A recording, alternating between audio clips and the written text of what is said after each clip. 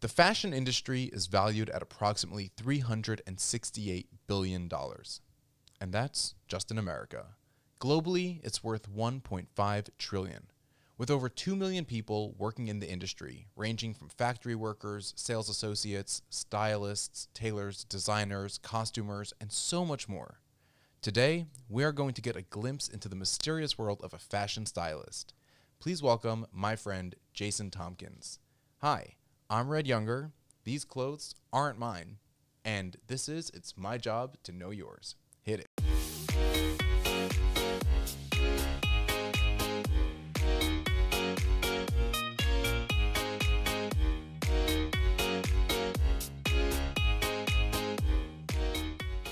Good morning, Jason. Thank you so much for being here today. How are you? Thanks, Red. Happy to be here. First of all, I feel really fancy. You put me in these clothes. I don't know who I'm wearing, what I'm wearing. These pants, they're super comfy. So thank you for, you brought like an array of pieces and stuff. So thank you for that. Well, you look swagged out, so just a little swag for you. That's actually Christopher Schaefer. He has a store in downtown Baltimore. He's also in Los Angeles, and he's been in business, Christopher Schaefer Clothers. They've been in business for about 10, 15 years now in Baltimore. So they do custom suits, like regular guys that just like want to wear a blazer. Like I can go in there anytime and literally like I'm in and out. Like it's so quick. And he's just a guy's guy. He's in a band. He has a son named Seth who runs the store in Los Angeles. It's just like they're just super easy. So, but you look great. Thank you. I've actually never heard of the brand, so shout out to you, Christopher Schaefer. Christopher Schaefer. Yes, right down Alexander Street, right in Harbor East, downtown Baltimore. You can recognize his logo because it has like pink, and they have like pink flags outside, right down there by Whole Foods. Cool. Yeah. All right. Well, I'm glad to be representing. I mean, I love it when we were like discussing you coming on the show.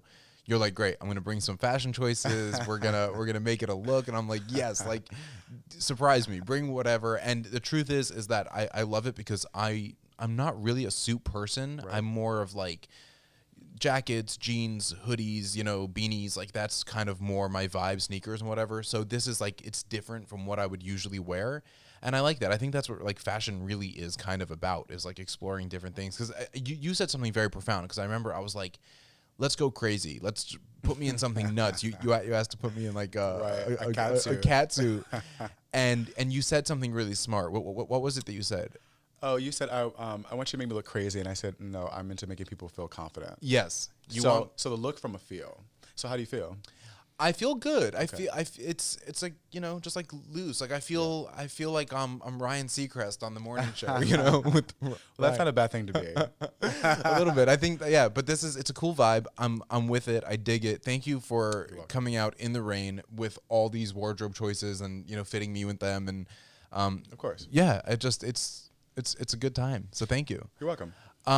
You are a fashion stylist, correct? Fashion stylist, yes. Can you tell me what a fashion stylist is, what they do? Sum it up for our listeners. Sure. So a fashion stylist is, well, we were talking about it earlier. There's many different kinds, right? So a fashion stylist is anybody basically that they deal with clothing on a higher level than a sales associate. They're kind of fluid in molding fabric or putting looks together, putting palettes together, showing people how to dress. So you can have a personal stylist that does exactly what I just did to you, like takes where you are and just elevates it a little bit, but still wants to make you feel comfortable. Okay, so first up, personal stylists. Personal stylists. They are the ones who will dress you for your everyday wardrobe. Everyday wardrobe. They can come into your house. They can rearrange things. Some of them go shopping for you. I'm not a shopper person. Like I'm not going to do that. More so, I will like I take you from where you are, and then I say, okay, well, let's take this, because say you like a certain jacket. Mm-hmm. I'll be like, okay, well, let's find a different pants option and let's update your shoe, because I think it's important just to keep certain things that are you inside of your dress equation, like your necklace. You were like, oh, I don't want to show this, but it makes you feel more comfortable because it's you. So if you take who the person is out of what they're wearing, they're not going to feel comfortable. It's just it's good that you're able to be intuitive and see a part of them, like the color that I asked you, like you really like maroons and blues, and Yeah, I was telling you my whole aesthetic is like black and red. Like I wear a lot of black and red. Red is my favorite color, but red can be overwhelming at times. So I like to like incorporate accents, like red shoes, and your red closet belts. is color coded. Well, that was like one night of like mania, which happens a lot, and sometimes you're just like, fuck it, I'm gonna stay up all night and color code my closet. It was very color coded too. Yeah. Kudos to that one. Thank you. Yeah, and so we have there's another type of fashion stylist, which is one that's more for costume, and they work on sets and movie sets and TV. I mean, those are still costumes because you have to go with what's in the set that you're going to be in. Like when you see news reporters, you see them in a lot of ultramarine blue. That's because in that setting, it's a neutral because you have lots of blue things happening in a TV studio. So if you're wearing blue, you blend into the background. So it performs as a neutral. You have e-commerce stylists. E-commerce is is online selling. So we have clothes online that we buy, and the stylist's job is to make those clothes look good to help you purchase them because we live in this like homogenized online thing where a lot of clothes look alike. So the stylist comes in, might give it a different flair, might add a scarf. And if you have like an extra large sample and you need to make that sample look like a small, medium, and large because you're covering your whole basis of your range for your, all your customers, then I might come into a photography studio, take that extra large, and then I have to make it look like I have to shoot it as a small, shoot it as a medium, shoot it as a large.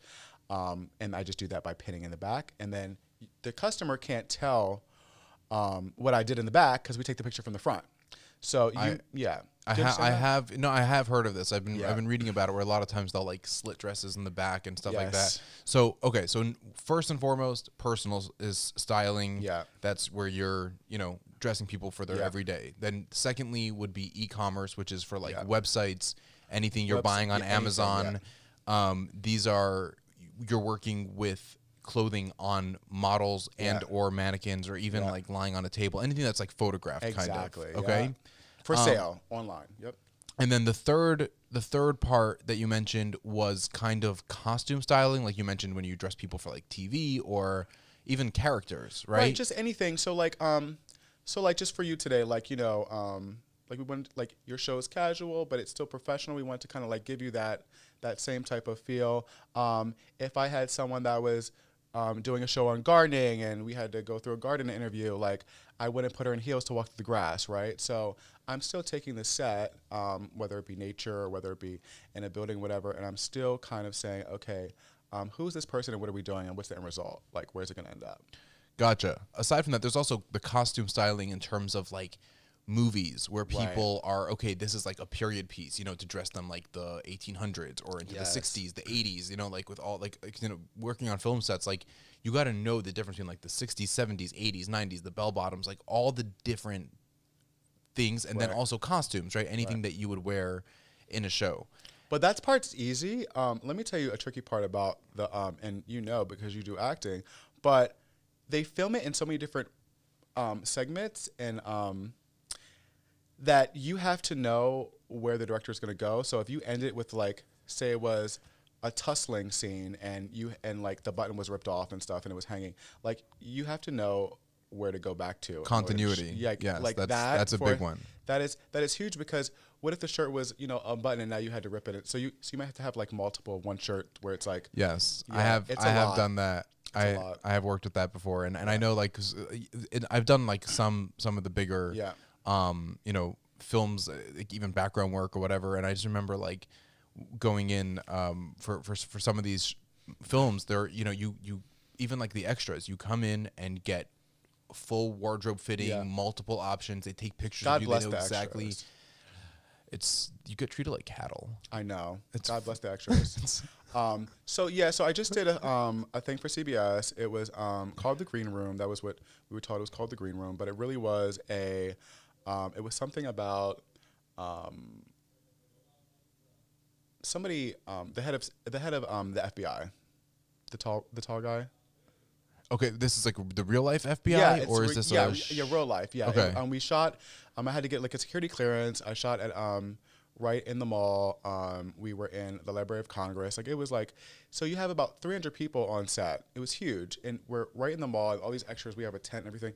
And so if you're a wardrobe stylist, like everybody's waiting on you, so you have to get it right, because like, if the lead actor, if you mess up something and you have to go all the way back to a trailer or like the swing cart or the swing truck, which is like 10 blocks away, the whole set stops. So you really have to be really present and on your thing, because I mean, it's different than a photo shoot where you just have, you know, you have an assistant, you have the stylist, and you have the photographer and the model, and that's it. So you could be like, hey guys, hold on, you know, wait a minute. But on set, on a movie, I mean, everybody is waiting for you, so you really have to be really present. Yeah, you got to be on your P's and Q's. P's and Q's, and yeah. And you got to keep it rolling. And then the last thing that we're gonna talk about is kind of fashion designers. Right. So, out of all of these, just to recap, you know, we have the fashion designers, the fashion stylist, the personal stylist, costume stylist, and costume designer. Yes. You kind of dabble in all of them.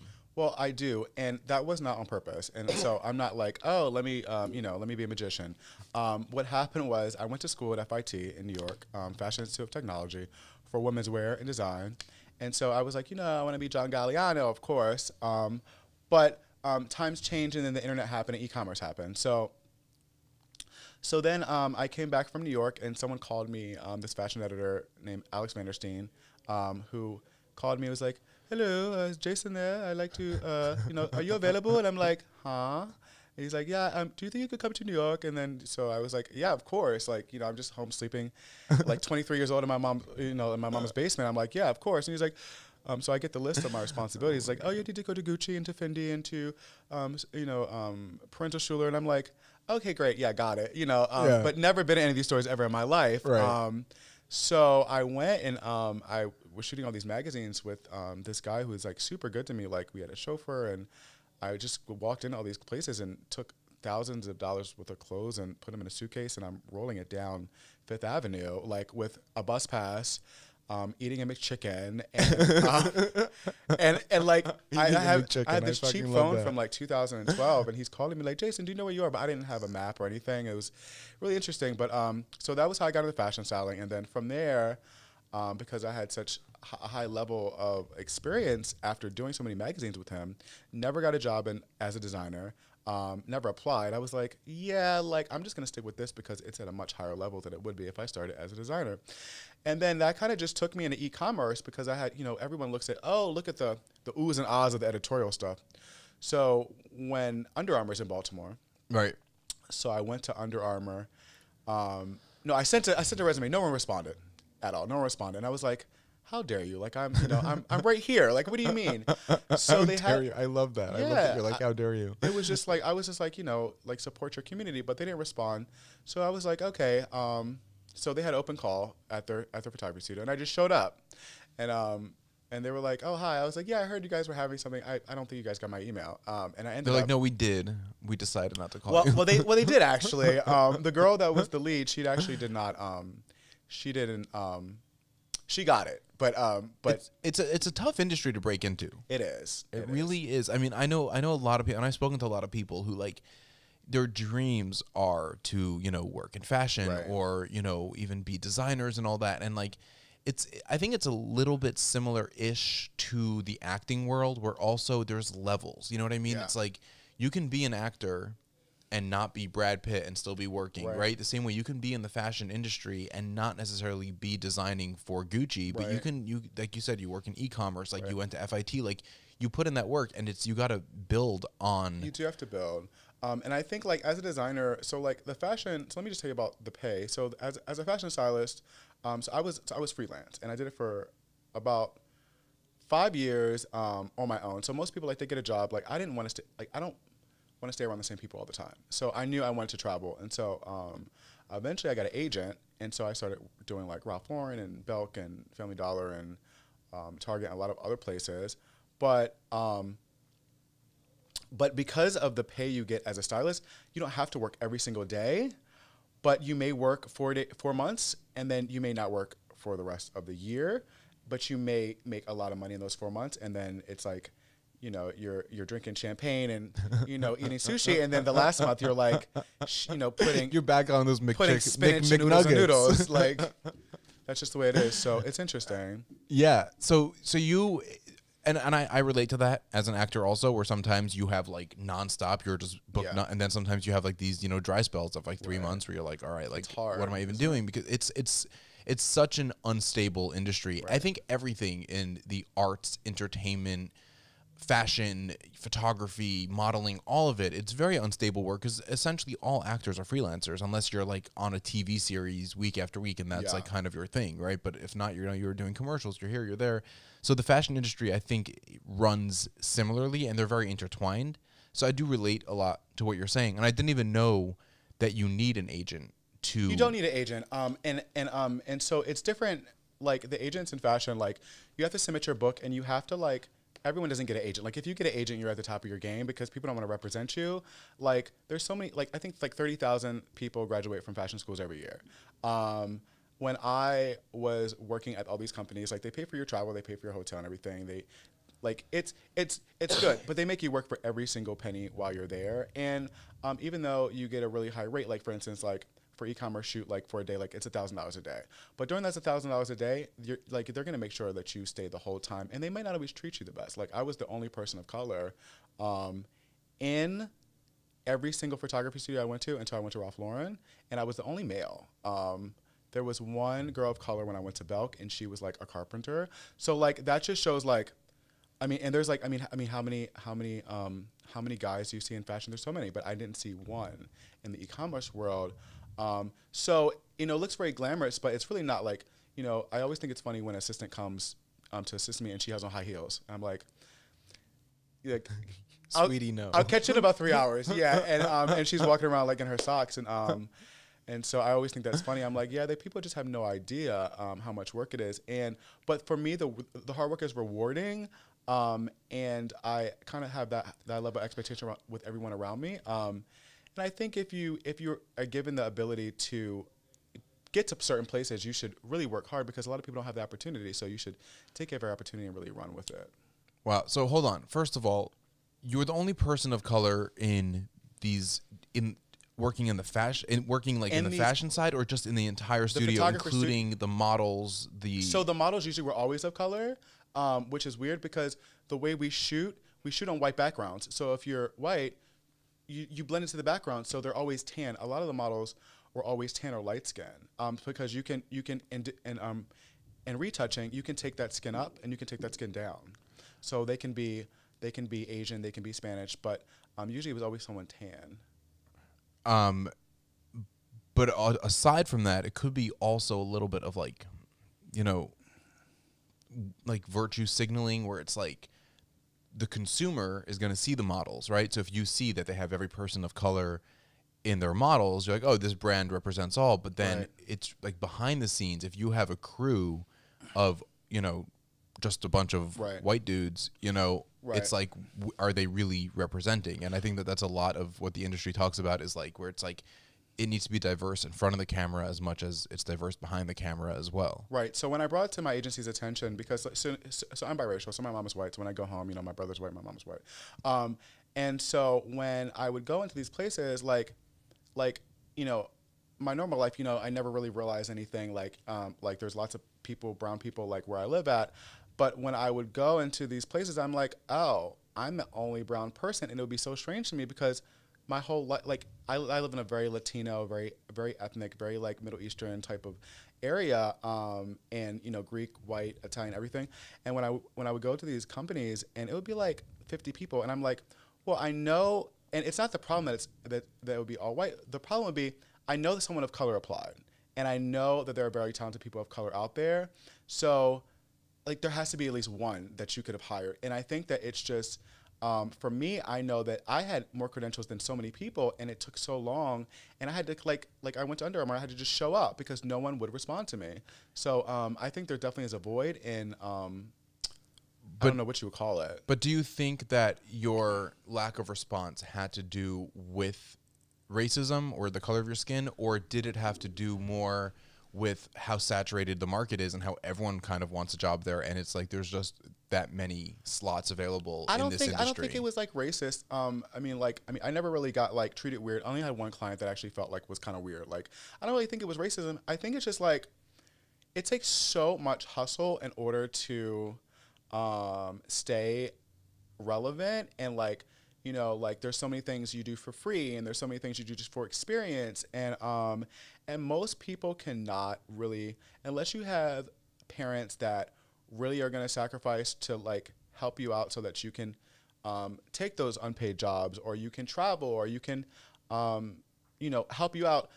Most people cannot afford to just chase a dream like that, like, because it is a dream. You know, when people think of dreams, it's like, oh, unrealistic, non-reality. Like acting and being an artist and being a fashion stylist, designer, anything that's like not a normal 9 to 5. I mean, that's a dream, and you need to have supportive people, and a lot of people don't have that luxury. Yeah, I always say chasing a dream is a full-time job. It's a full-time job. You know? It's a full-time job mentally and physically. Yeah, especially if you have, you know, a like another, you know, job, like a source of income, and then you're chasing a dream on the side. Like the hustle is real, and like there are so many people who I know. I really love Shonda Rhimes. She's like an inspiration to me. I love Grey's Anatomy. I think she's an amazing writer, and one of her like famous quotes or something that she said was like that people come over to her every day and they're like, I wish I was a writer. I want to be a writer. And she's like, well, then write.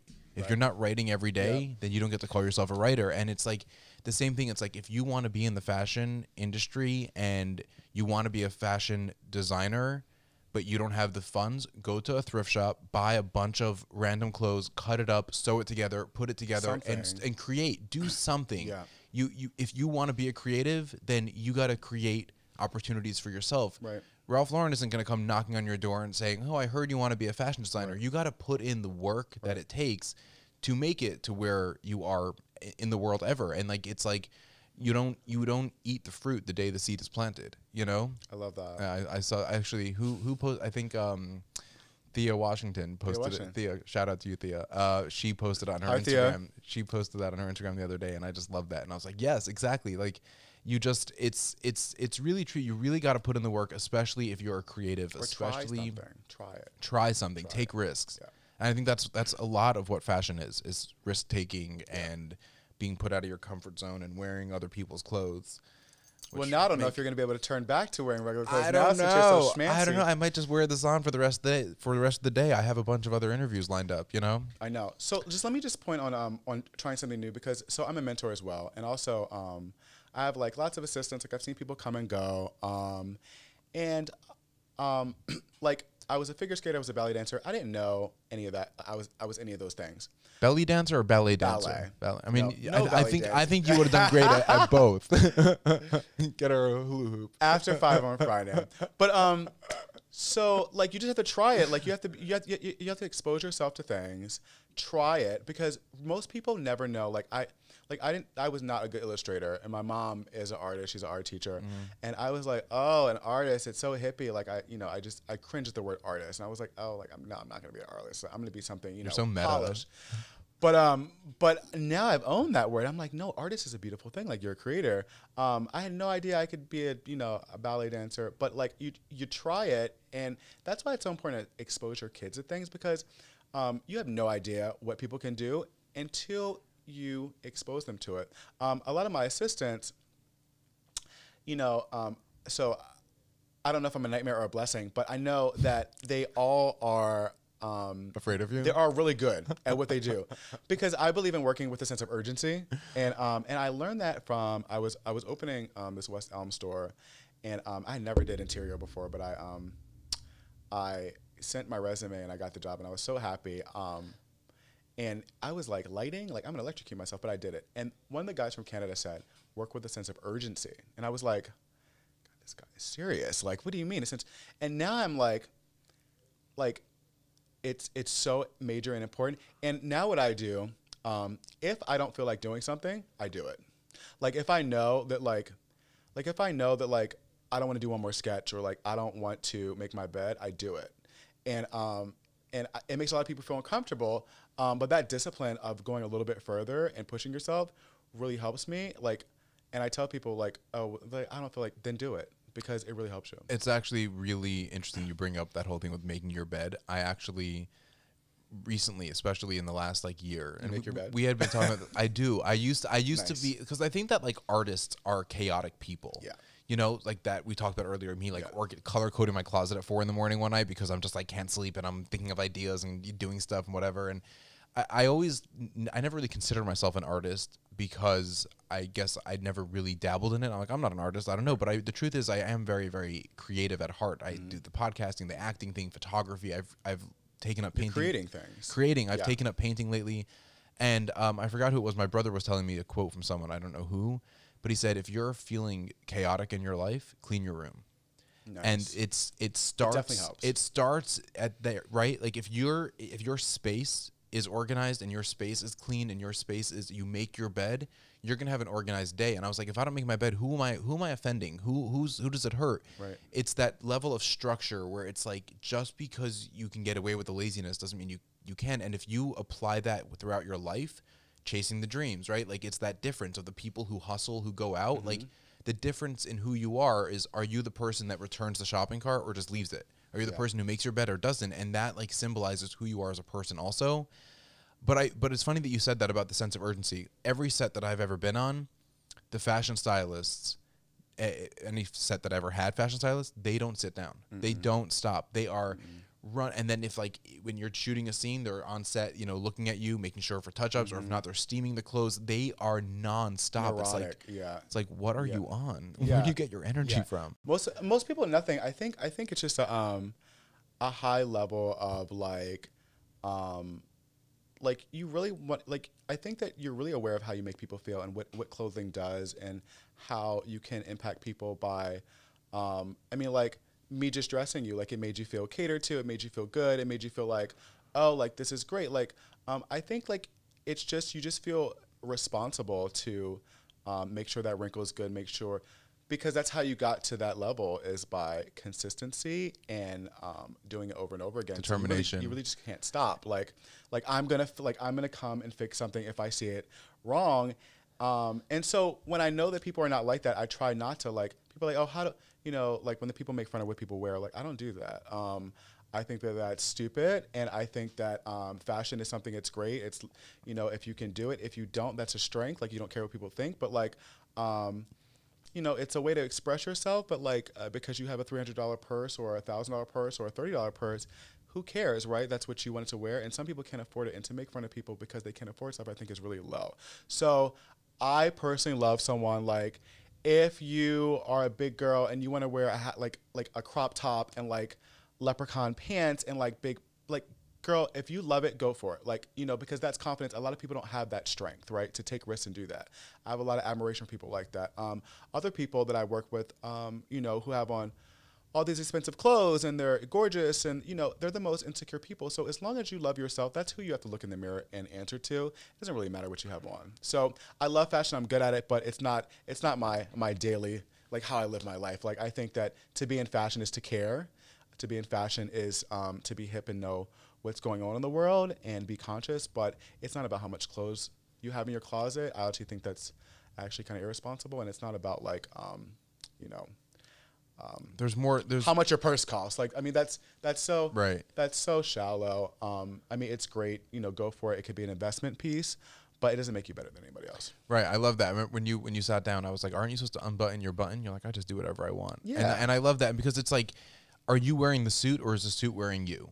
You know? Yeah. And I see it a lot. Like a lot of times people, but it's true. You'll often see people decked out in the most, you know, fancy name brands, whatever it is, you know, head to toe, they're wearing $1 million worth of clothes. And no etiquette. But it's not even no etiquette, but if you aren't confident in what you're wearing and you're not rocking it, like, it's like, if you're a bigger person and you want to wear a crop top, right? And you go for it. Do it. But if you have to, and I talk about this with my sister all the time because, you know, we live in a crazy social media world where you're picked apart. Every single image you put up there, every single really thing. bad. It's so everyone's, you know, dieting and trying to look better and trying to. It's whatever, right?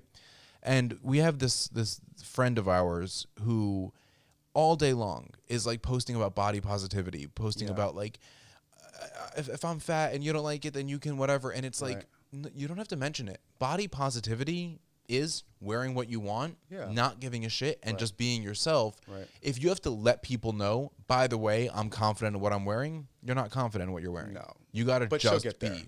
Hopefully. I never said she. I just Well, said a person. They. So one thing I always tell people, I think that's one of my worst nightmares when people ask me, how do I look? Like, that's super, it's a lot of pressure. It's like, so at one point in my life, I think I was in my early 20s, I just decided, I was like, well, how do you feel? It doesn't matter what I think. It's like, well, how do you look? Well, how do you feel? And so that's your answer right there. And if you feel good about what you look like, then why do you care what I think? It doesn't matter. And so that is like a rhetorical question I fire back at them. And I'm never going to like give you a compliment just because I know you're fishing. It's like, oh, how do I look? It's like, how do you feel? Because it doesn't matter what I think. No matter what my accolades are, no matter where I am in my career in fashion, it's like, how do you feel? Because I can tell you look gorgeous 18,000 times. Like at the end of the day, and you look in the mirror and you don't feel that way, like you need to get to a point where you don't care what I think and you like what you have on, no matter what you have on. That's really, really smart. And I think that first, like, you really just like blew my mind a little bit because the truth is, you know, like the expression "fake it till you make it." Yeah. There's no such thing as making it. There is no such thing as like, oh, now you're successful. Right. Now you're that. Like, I don't think any person ever, like, it's all a mindset. And right. if you do whatever it is that you do with confidence and believe in yourself and are, this is who I am, yeah. you know, then eventually that's who you will become, right? So it's like, yes, you can wear the $1 million clothes, but if you are just like hiding in the corner and being like, I don't know if I should be wearing blah, blah, blah. Like, it's the worst. You got to just be you, rock it, live your life, do your thing. Yeah. I think that because I'm in fashion and I grew up like middle class, and I think fashion brings you to a lot of rich people, millionaires, all this stuff, the models, everything. So like, so I think it gave me a really clear perspective of what things are not. And to see, you know, you can have, you know, a huge mansion and still be empty inside. Warren Buffett said it really clearly. He said, you know, they said, what is success? And he said, success is if you can go home, people like you, you have people who love you, you have people that you can trust, that's success. And I totally think that that really gives you a sense of relevance because it's like, you can have all this, you can have the most expensive car, you can have all the best clothes, and you can have the best job. If you don't start with yourself and it's not for the right reasons, right. It's like it's all in vain. What are you doing it for? And you don't feel good about yourself. But aside from that, though, clothing in general, yeah, they really, you know, I get it that like humans were the only like species that like wears clothing, you know, but it really does change how you feel. Even like recently, I took a road trip up with a couple of friends up to like Maine and New Hampshire or New England. It's beautiful in the fall. Like if you have a chance to ever go, like that whole part of America, the whole New England area is gorgeous. But anyway, when I went, I was with a friend of mine, and she had these huge glasses in her car, like these really big, like black plastic glasses, and I just like wore them throughout the entire road trip, and like I looked like a bug a little bit, but I felt they call those resting bitch face glasses. Resting bitch face glasses. They were like pretentious hipster glasses. I went through a phase back in the day where I used to wear them also in high school, but I wore them throughout the whole trip, and like when I put them on, I felt different. My whole outfits, I wore like all these weird clothes that I never immediately nice. Walking in public wearing these giant glasses. I felt a little bit more of like this like different like airiness. You know, it might have been the weed, it might have been the glasses. I don't know, but I'll tell you why. It felt a little bit different, and it is true. It's that like a lot of times, like if I'm doing like a self-tape audition, if I like change my clothes and I'll put something on and like you step into those shoes, literally, physically, like even if you can't see the shoes, if you're wearing it and you dress up for it and you look the part, you feel it. Clothing really, really do change it is transformative. Yeah. And then aside from that, like so much of identity is in uniforms, right? Like when you're at a wedding, how do you identify the bride? Right. She's the one in the white dress, right? You can't wear white to anyone else. So you can't wear white to your friend's wedding. Like if you're in danger, you want to look for a security guard. How do you know who the security guard is? It's what they're wearing. Like you are what you wear. Would you agree to that statement? Yeah, I think you are what you wear in that moment, like you said. And also the way we identify with anything, when we think about red, we think about spicy, we think about fruit, we think about tomatoes. So it's the same way when we think about blue, we think about blueberries, we think about like a blue Gatorade, we think about water, cooling. So the way we think about clothes is the same way. If you have on red, it means something. When you have on yellow, it means something. If you have on a dress at a certain length, it means something. Because these are all kind of imprints we have in our head. That's why in the 90s with Kurt Cobain and Courtney Love and Gucci and everything doing that green thing, what did green say? It said grungy. Well, where did grungy come from? It comes from people who were riding the railroad tracks and runaways and the white shirts or whatever they had from the oil and the dirt and all of the soot on the train. Their clothes were turned like this greenish, brownish. That was grungy. So a lot of the homeless kids, and it was a big intravenous culture at that time when the 90s first started. So that green got so popular. So whenever anyone wears green now, it's associated with like, oh, it's grunge. Oh, you don't care. Oh, you're so dangerous. Oh, you're so like scruffy. And it's all from there. Like the color purple, like you see purple in a lot of luxury menswear. Well, purple came from, you know, the divinity and like divine. The same way with silver. Blue is a cooling color. So if you put on different colors, you notice you feel different ways. When I get up, now I have this routine. I just dress up. And I might be going to my mom's house to like sit on her sofa, but I dress up. And why? Because exactly what you said. Like, I'm forcing myself to like care. And also I'm like, you don't know where I'm going. If I have like 3 minutes of fame while I'm walking down the street to the bodega, like I'm gonna have that moment because it's like you have one life and like why not? But also it makes you feel good. Like if I know I'm dressed like an executive, like my workload and like people are like, oh, you look so nice today. Where are you going? To the kitchen and back downstairs to keep, you know, continue on my laptop. But it's transformative. It can change you. You know, what do women always do? Oh, I need to go to the, you know, beauty salon to get my nails done. Why? Because it makes them feel better. So anything, any type of thing that you can put in yourself. And also like, you can take any random person. Like they used to have this show back on, you know, you comb their hair, give them a shower, give them a little shape up, put a suit on them. They could have just been panhandling on the corner, but they feel like $1 million and go get a job because you are simulating. So clothes are transformative. You can be a different person tomorrow. And I think it's just, you just need to measure up to the person you are on the inside of the person on the outside. But also, if you're having a bad day, you can put on some earrings, a lipstick, go buy a new bag, even dust off an old one, change your shoes. You definitely will feel better if you tuck your shirt in. I took this guy to Target. He was trying to get a girlfriend. It was a straight guy who wanted a girlfriend. You listening, Alan? Alan's telling me he wants a girlfriend. Alan's single, guys. If you hit him up, slide into his DMs. So this guy, my friend called me like, please help this guy. I'm just like, oh, okay, sure. Like I have literally nothing to do today, so I took him to Target. He was so excited. Gave him like, asking him, you know, what is he wearing, and just took him through, okay, this is the color, this is the way your eyes look. Let's do this color. Okay, this looks sexy. Roll this up a little bit. Give you some cologne. The pheromones will take you somewhere every time because you're playing on our animal instinct. So like if you have like a cologne, like I don't care like what you look like. If you're a pygmy and you walk past me and you have cologne, I'm like, oh my God, like because it subscribes to your like instinctual animal instinct. So that's amazing. But I took him there, dressed him, not making him too uncomfortable because I mean, have you ever been on a date with a guy that has like wax shoes on and he's like looking crazy, or like a girl with high heels who can like can't like it's a nightmare. So I just kept him in his normal clothes, made him a little bit more polished, but it was just the process of making him go to Nordstrom's. It's like you can afford to buy $60 pants, like you deserve that. The girl hasn't left him alone since. So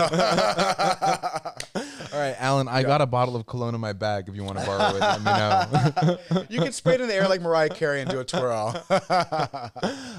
First of all, I love that you bring up the different colors, Yeah. the color schemes, because my name is Red. I named myself Red. Yes. It's a long story, but it comes from color psychology. I'm very, very, very into color psychology of different. I actually I heard about this thing where you can buy for your closet, like it's like this wheel that you spin. Have you heard of this? Where it's like you put in what mood you're in, and it'll tell you what colors to wear for that day. If it's like, interesting. And it goes based off the weather and everything. So it's Like a color wheel? A color wheel thing that you like rotate, and then it takes your. I don't Just know. text me and I I'll don't know tell if you this is what real. colors to I think like Kendall Jenner has it in her closet or some it. shit. Like I don't remember. It's. You don't need it. But I think that also, though, no one needs it. No one needs it.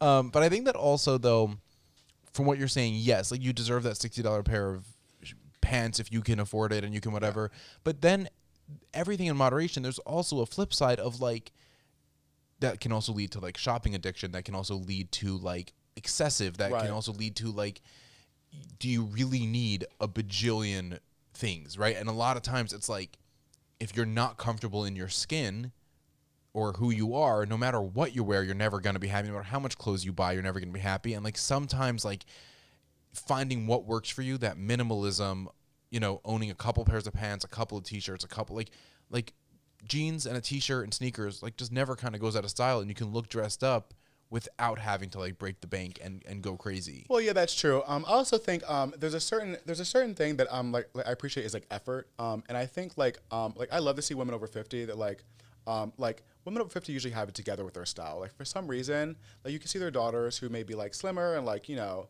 and still like, you know, look younger, but the mother always seems to dress better. And I don't know what it is. I think that they just know themselves. They know what not to do. They have their formula. I think effort goes a long way. Like sometimes like my mother's always obsessed about washing your hair. So like she always is like, oh, she didn't wash her hair, he didn't wash his hair. But like when you see someone, I'm like, oh, she washed her hair today. Like I can always tell the extra effort. So I don't really think that like t-shirts and like they're great, they're comfortable, but do you have to always wear a t-shirt and like, you know, I mean, this is like, there's so many extra options out there. I think people notice, and people are always like, oh, I don't get laid, I don't get this, I don't get that. Well, like, have you tried? Like, you've been doing the same thing over and over again, right? And getting the same result. So if you try something different, maybe, you know what I'm saying? Like, yeah. So like, if you have a shopping addiction and you bought 10 purses and you're still not happy, then buying the 11th purse is not going to make you happy. Right. So it just doesn't make sense. So, like, you know, that's just crazy. And I think people have, you know, they have emotional needs they're trying to feel, but also people just need things. Like they just need to like buy it. And that's for a conversation piece. Some people have tons of, you know, Versace jackets you would never even know unless you go. But, and that comes on the other topic of sustainability and overconsumption. The average American closet has not changed, the size of it, right? But our consuming patterns have. Since like the 1950s, we're over-consuming. Everyone has, you know, stuffed closets. Well, you know, my mom just said the other day, you need to get rid of some clothes. Well, that's the problem here. Like, you know, everyone's getting rid of clothes. Well, where are those clothes going? You go to a thrift store, they're overflowing. Like, there's no more room. So if you're not buying it from a thrift store and you don't see homeless people in all new clothes, where are the clothes going? They're going to landfills. And so no piece of polyester has ever biodegraded. And the history of polyester, that means it's somewhere. And where is it? It's like, it's in our, like the chemicals, they go in our drinking water from the production. They just sit and it piles up. Well, for me, since the information is knowing, now we're just being irresponsible because, polyester is great if it's lovely, but we keep buying it and all it's doing is piling up. Also, the way we produce cotton, so all those chemicals go into your drinking water. And then that is polluting the animals. It's just a really bad cycle. So I actually been partnering with this dye garden, Blue Light Dye Garden, which is down in Baltimore, in Station North. And she has a dye garden. She grows all her own flowers. She partners with Micah. Her name is Kenya Miles. And basically, it's just enough. Like if luxury is caring, like I think that's what it should be, because air is a luxury, water is a luxury. Now we know that these things are luxuries, and at first we're like, oh, that's just a basic need. Well, it is, and it should be, but in a lot of places, air and water and that pollution, fashion industry is the second largest pollution of the world, like period. So, how luxurious is that to like keep contributing to? And I think that we really need to start caring because the animals are dying, the water sucks, the air. I mean, look at China. I mean, they produce most of 20% of all our goods in the whole world. I mean, look. I mean, everyone has on a mask. So what are we saying about how we care about the rest of the world? Oh, you need to look good, so we're gonna just pollute everything. I don't think that's luxury. I think luxury should be caring about the earth, caring about how we produce it, and also if I'm wearing a $500 jacket and it was made by someone who can't even afford to buy water or have clean food or clean water to eat, like, can I really feel good about myself? I mean, so I think we need to take more responsibility with where our products come from and to redefining the word luxury in fashion. Yeah, and I think like I was reading about this thing lately about these celebrities on the red carpet where they're like, oh, they're all about like fashion sustainability. So now they're re-wearing dresses for the second time. Right. But like on some level, it's like, come on, like Kim Kardashian, she's never photographed twice in the same thing. And if she does, it's like Kim loves this handbag. She's seen using it 3 times. And it's like, eventually it does come to a point where it's like you don't need this, but we live in a world of fast fashion, right? Where it's like once you post about it on Instagram, you can't be seen in this outfit again, or this these shoes, this whatever. So it's like regaining that center, going back to like investing in yourself, a couple of quality pieces and items that you really things that you like, things that are an investment, right? Like don't either buy the cheap shit that's gonna like just last you, one wash cycle and then it's gonna, pill and look gross. Or how about just like if you have like white shirts and that's what you wear, just don't like spill French fries on them, and like maybe you can have it for that much longer, right? Like most of the things we throw away, it's because it has a stain on it. It's not because it's ripped or torn anymore, because the factories are making the same thing and making the high end stuff. It's because we spilled something on, we can't wear it anymore. Iron your clothes, like the way you wash them, hand wash them. I mean, there's always things you can do. But yeah, basic, like everyone should have a basic formula. I always think it's nice to have something interesting. That's why I think your accessories cool. Like have a little bracelet, have a little ring.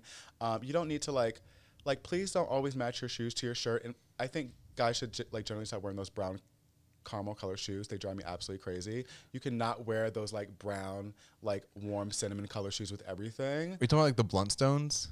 Whatever. I don't know what they're called. Are you talking about like those boot things that are like slip-on boots? No, there's just this very specific color of brown, like it's like a warm caramel that guys wear with black, blue, brown, everything. It's like, if you look at a wedding, everyone has the same shoe on. It's like enough. So there's other options out there. Like, I mean, I think the best recipe is just to be yourself. Like, if you ever notice, like in high school, you still remember the girl who was like super original, right? You're like the girl who had pink or purple hair.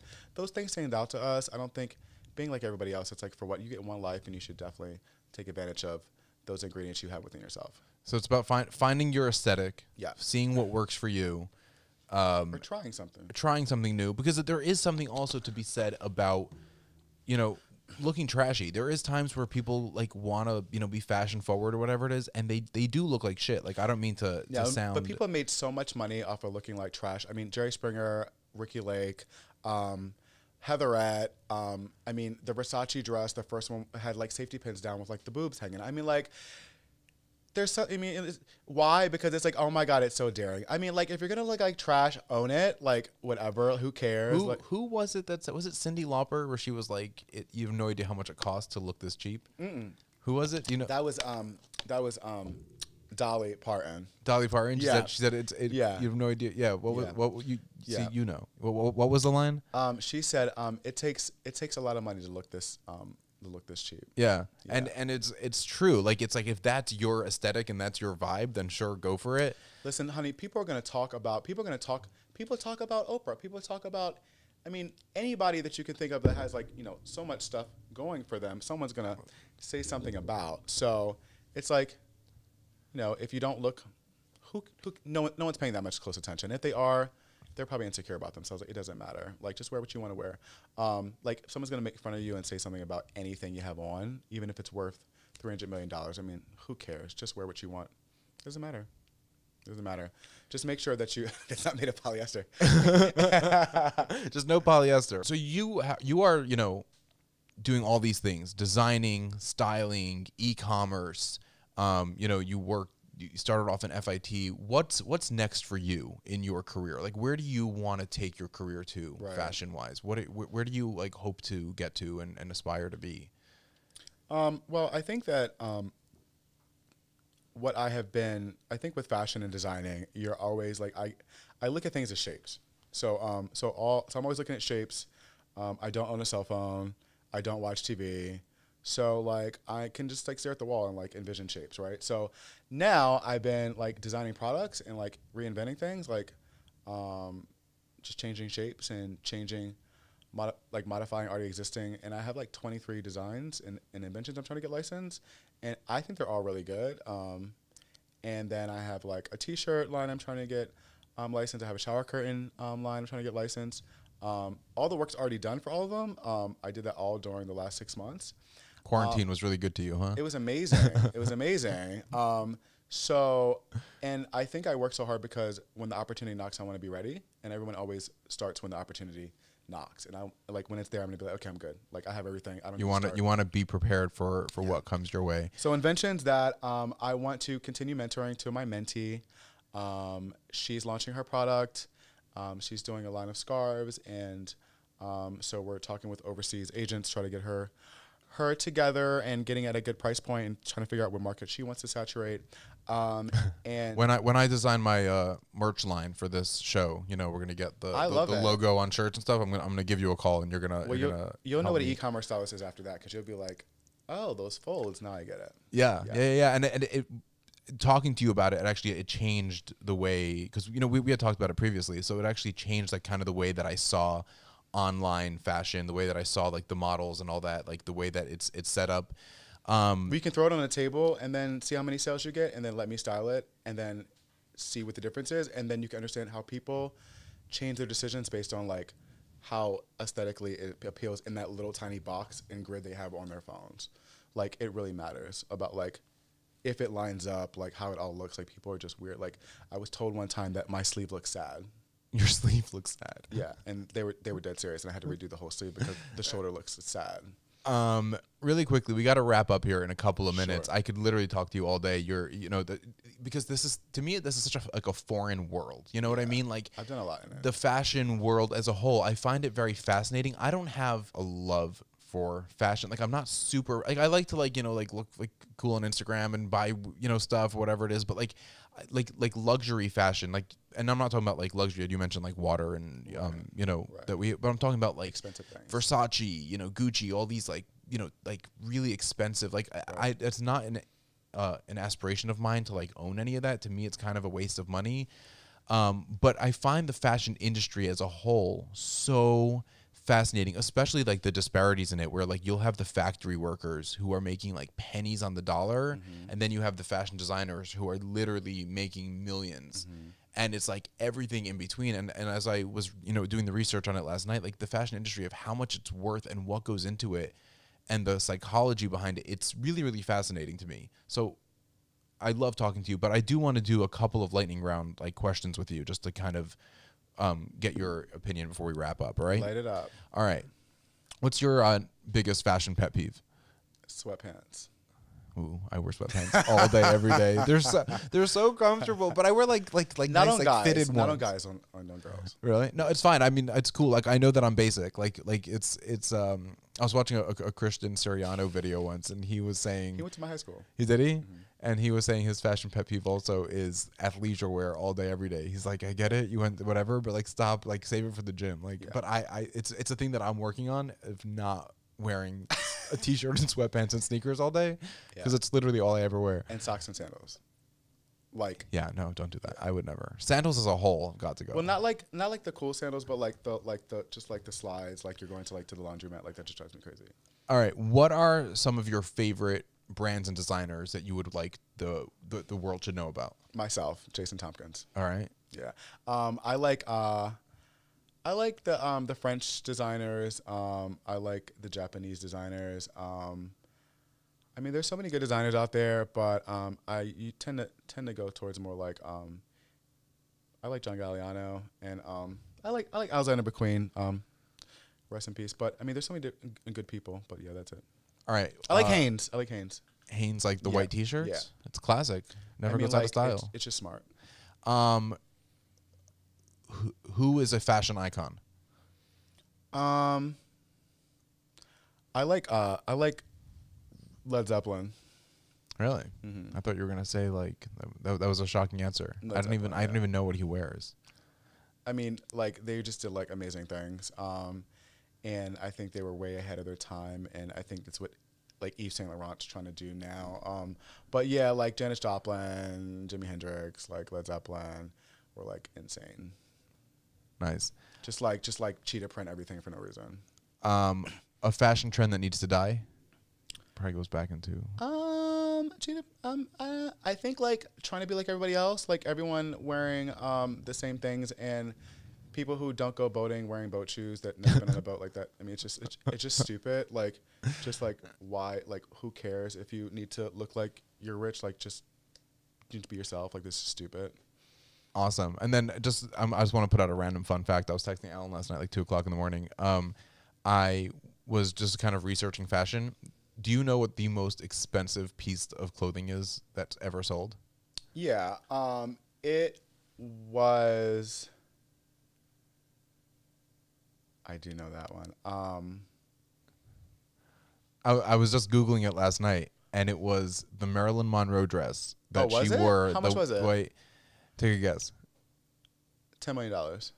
$5,520,000. Interesting. Someone sold it. And they said, according to Google, that was the most expensive clothing item. But you know, do your research out there. Definitely, if I'm wrong, you know, comment down below. Yeah, they have a weird way of like archiving things. It's like you know, somebody spilled something on a dress at like a pub, and like, you know, they're. Although I'm sure the Monica Lewinsky dress would sell for more. Oh my God, bless her heart.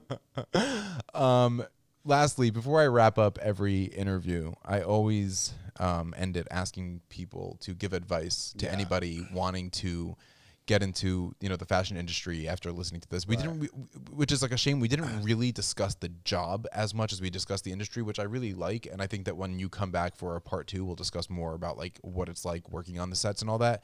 But people that want to get into fashion, I think there are so many people who dream about being where you are today. And I love that you're mentoring people. So what advice do you have for my listeners out there who want to get into it? I would suggest that you know, you research and know what you want to do. Like, don't think you should just be a designer. You need to intern and you need to work for free. And like, that's just what you need to do. And I think that in this market, there's 30,000 fashion students that graduate each year from college in the United States. Like, you need to be something different, and you need to know that it's competitive. Like, you know, it pays a lot, and it, like, honestly, the job market's like shrinking so much. Unless you have a backup plan or you're going to be like amazing, like, find another job.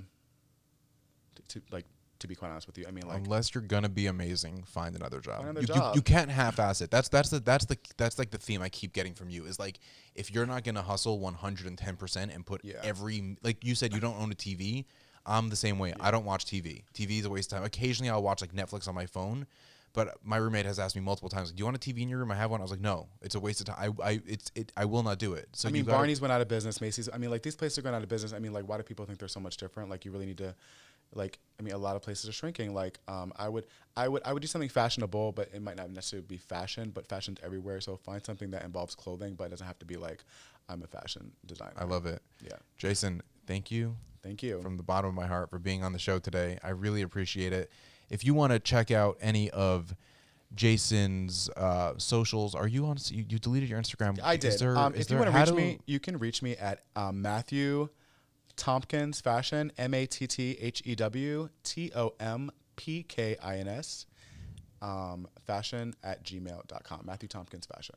Perfect. Yep. We will link that down below. Thank you. As always, thank you so much for watching, tuning in, streaming another episode of It's My Job to Know Yours. I'm Red Younger. Please like us on YouTube, Facebook, Instagram, Twitter, all of our socials, wherever we may be. Comment down below. Show Jason some love. Definitely have him style you for, you know, whatever it is that you would need. And I appreciate you being here today. Thank you. Take care.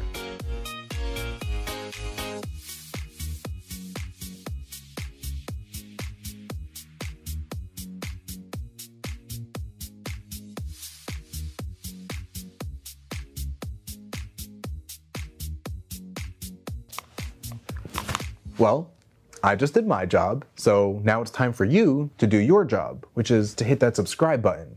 Because if you don't do your job, I'm going to lose my job, and let's face it, I'm qualified for nothing.